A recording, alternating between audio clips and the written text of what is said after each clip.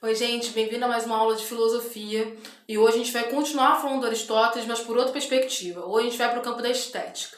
Até então a gente falou bastante do Aristóteles quando a gente falou da questão da metafísica, a gente viu a questão das substâncias, estudo das causas. Depois a gente foi para a área das ciências aristotélicas e a gente falou das ciências teoréticas, ciências produtivas. E na última aula a gente falou especificamente das ciências práticas de Aristóteles, que são muito importantes, que é a política e a ética. Inclusive, a gente falou também dessa perspectiva da contemporaneidade, a importância dessa ciência na própria contemporaneidade. Hoje a gente vai falar da questão da estética, para entender o que é estética na filosofia.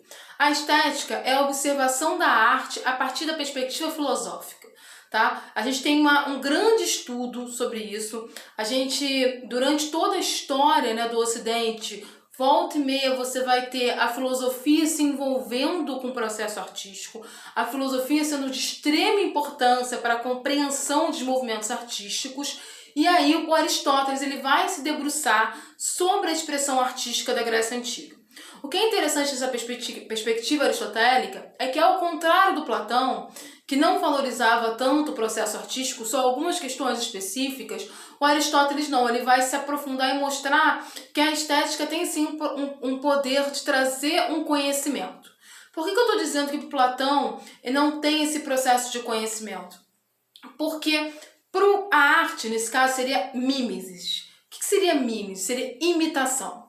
Então, até então, a perspectiva era que a arte era a imitação de algo. Então, uma pintura era a imitação de uma pintura de uma floresta era a imitação de uma floresta. Uma pintura de um vaso de plantas era a imitação de um vaso de plantas. Uma escultura de um homem era a imitação do corpo de um homem. Se para o Platão o nosso mundo sensível ele já é uma cópia mal feita do mundo sensível, lembrando que isso é uma metáfora, né? É uma cópia mal feita do mundo sensível, consequentemente a arte é a cópia da cópia. Sendo a cópia da cópia, ela é incapaz de trazer conhecimento, ela é incapaz de prover conhecimento. Então, a partir dessa perspectiva, para o Platão, a arte não vai trazer a verdade, não vai trazer o conhecimento. O Aristóteles ele vai para outro caminho completamente diferente. Como assim? Ele vai ter uma visão positiva da arte e vai ter uma visão positiva das expressões artísticas na Grécia Antiga e vai organizar isso e explicar esse processo. Essa perspectiva aristotélica ela é tão importante que a gente avalia muito as produções artísticas depois a partir da visão do Aristóteles. O Aristóteles primeiro ele vai fazer a divisão, né, dos processos.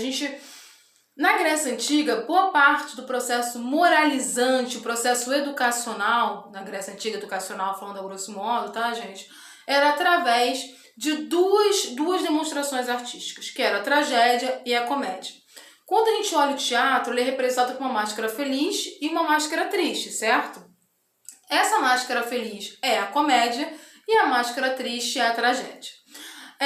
A comédia, ela tem um processo quase que alienante, né? Ela dá um entorpecimento na pessoa, né? Faz com que a pessoa entre num processo alienante onde ela vai rir daquilo sem se aprofundar na complexidade daquela questão. A tragédia não. A tragédia, ela tem uma função moralizante. Boa parte das tragédias gregas ela tinha a função de moralizar, ela tinha a função de educar. E esse processo de educação era passado através do caminho do herói, né? O herói na tragédia grega ele vai passar por uma série de percalços e no final vai passar por uma moral da história, falando a grosso modo, onde nessa perspectiva vai vir um processo educador para aquele que está observando.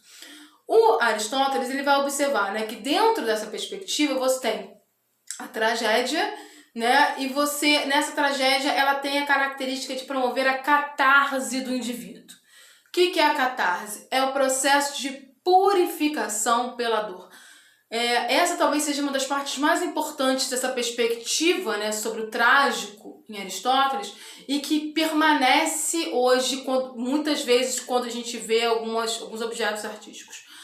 A tragédia ela tem a capacidade de provocar a catarse. A catarse é um processo de purificação total pela dor. É uma transformação no indivíduo a partir de todo o sofrimento que ele passa durante aquela obra.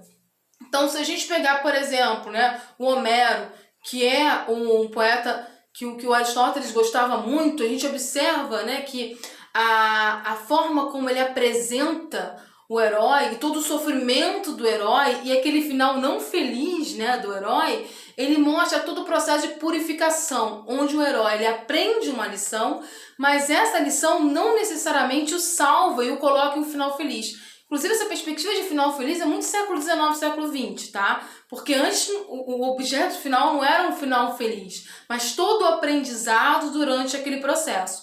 Então, o que é o processo catártico? É esse processo de purificação. É quando a obra tem o poder de fazer com que o indivíduo passe por uma catarse, passe por uma transformação.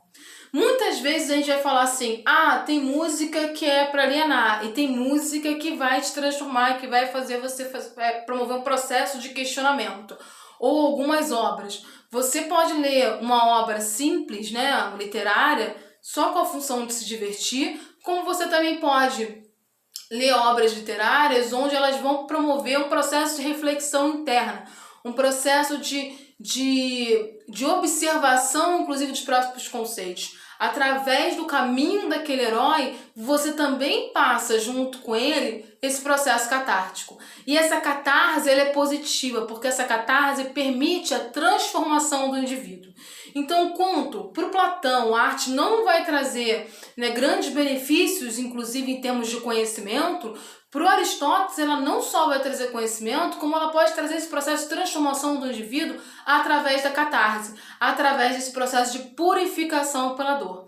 Essa ideia da tragédia ela vai ficar esquecida por um tempo, e depois filósofos do século XIX trazem ela de novo, né, como Schopenhauer e o próprio Nietzsche, que vai apresentar a importância da tragédia e a importância da tragédia na filosofia também. Porque essa purificação pela dor, essa transformação do indivíduo também é uma busca filosófica. Gente, na próxima aula a gente vai fechar o nosso estudo de Aristóteles, tá ok? A gente vai começar a ver algumas coisas também de filosofia medieval. Qualquer dúvida sobre essa questão da mimesis ou da catarse, mandar e-mail ou procurar na tutoria online, ok?